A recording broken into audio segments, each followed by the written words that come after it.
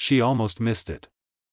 Zara Ahmed was standing in the hallway of the Meridian Tower, 29th floor, holding a stack of architecture portfolios that were slowly sliding out of her grip. She wore an oversized cream linen blazer over a fitted black crop top, wide-leg cargo pants in olive green, and white chunky sneakers that had seen better days. Her dark hair was pulled into a messy bun held together by a single pencil. No earrings. Just a tiny gold nose ring that caught the fluorescent light. She had been hired by Chen Creative Agency for 3 months of freelance courier work while she finished her final semester at design school. The money was decent. The hours were not. She knocked on suite 2901. The door opened. The man standing there was not who she expected. He looked maybe mid-20s. Tall, broad-shouldered, wearing a plain white fitted tee, gray sweatpants, and no shoes. His hair was slightly overgrown, curling at the edges like he had forgotten to cut it. He had a sketchbook tucked under one arm and a pen behind his ear. He stared at the portfolios. She stared at him. "I think these are for you," she said. "I didn't order anything." She checked the label. Suite 2901. Meridian Tower. His address, on paper. Well, someone did. He stepped back slowly. "Come in. Let me check." She did not go in. She stood at the door like a normal person with boundaries. He disappeared inside and came back 30 seconds later holding a sticky note. He turned it toward her. It said, "Surprise. Happy birthday. Love, Dad." They both looked at it for a long moment. "Your dad sent you architecture portfolios for your birthday," she said. "My dad thinks I gave up on architecture," he said quietly. 3 years ago. Something in his voice cracked at the edge, just slightly. She handed him the portfolios. He took them without breaking eye contact. "Same time next week?" she asked, because apparently she had no filter. He blinked. Then, almost against his will, he smiled. "I don't even know your name." "Zara." "Nate." She turned and walked back toward the elevator. Behind her, she heard him say it so quietly she almost thought she imagined it. "Yeah. Same time next week." She came back. She told herself it was because suite 2901 was on her regular route now, reassigned by her manager after someone quit. That was the story. She was keeping it. Nate opened the door before she could knock. He was wearing a dark navy hoodie this time, sleeves pushed up, hands slightly dusty with what looked like charcoal. Behind him, the apartment was chaos in the most specific way. Blueprints on the dining table. Sketches taped to the wall. A half-eaten bowl of instant noodles on the kitchen counter next to an expensive-looking architecture book. She handed him the envelope. He didn't take it.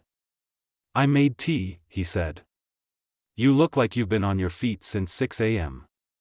She had. She wasn't going to admit that. "I don't know you like that," she said. "You know my name and my dad's handwriting. That's basically a friendship origin story." She walked in. Just for the tea. That was the rule she set for herself. They ended up talking for 40 minutes. She told him about design school. The thesis project she was terrified of. The professor who kept rejecting her concepts and calling them emotionally reactive. Nate listened the way people rarely listened, like he was actually taking notes in his head. Then she asked him what he actually did now. Since he gave up architecture. His jaw tightened. "I run a company," he said carefully. "What kind?" "Urban development. Property acquisition. Mostly corporate contracts." She looked at the sketches on his wall. The blueprints. The charcoal dust on his hands. "You gave up architecture," she said slowly, "to become the person who tears down the building's architect's design." The silence that followed was so sharp it had edges. Something like that, he said. She put her cup down and stood up. Same time next week, she asked. He was still looking at the wall of sketches. Yeah, he said. Same time. She found out by accident. It was a Wednesday, not a Friday.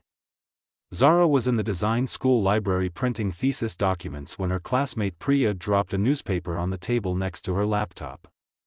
Is this your delivery guy? Priya asked. The headline read, Sterling Corp acquires Landmark Arts District. CEO Nathaniel Cross defends demolition plan. The photo was Nate. Suit this time. Dark charcoal jacket, white shirt, no tie. He looked like a completely different person. Composed. Untouchable. Standing in front of a building Zara recognized. The building that housed her design school's community gallery. The one her thesis exhibition was scheduled to open in 7 weeks. Her hands went cold. She showed up at 29:01 that Friday. She was wearing a black oversized turtleneck tucked into dark jeans, white low-top sneakers, silver hoop earrings. She looked calm. She was not calm. He opened the door and knew immediately. You saw the article. You're demolishing my exhibition space, she said. You're tearing down the Caldwell building. Zara. That's where my thesis show opens in 7 weeks. That's a century-old building. You're going to put a luxury tower there. He didn't deny it. He didn't apologize. He just stood there in his white tee and gray joggers looking like someone who had been waiting for this exact conversation and dreading it the entire time. I didn't know it was your school's gallery when I started the acquisition, he said. But you knew last week when I told you about my thesis show. The pause was 3 seconds long. Yes, he said. She laughed. It was not a happy sound. Why didn't you say anything? Because I didn't want to lose this. He gestured between them. Whatever this is. She picked up her bag. Her eyes were bright and furious. What this is, she said, is over. She walked out. He stood in the hallway watching the elevator doors close. His phone buzzed in his pocket. The demolition crew confirmation for the Caldwell building. He stared at the screen for a long time. Then he made a call. Push the timeline back, he said. 6 weeks minimum. Zara's thesis show was not going to happen. She got the email on a Tuesday morning. The Caldwell building's heritage protection status had been challenged. Sterling Corp's legal team had filed a motion. The gallery was shutting down pending review. Her show, along with 11 other student exhibitions, was suspended indefinitely.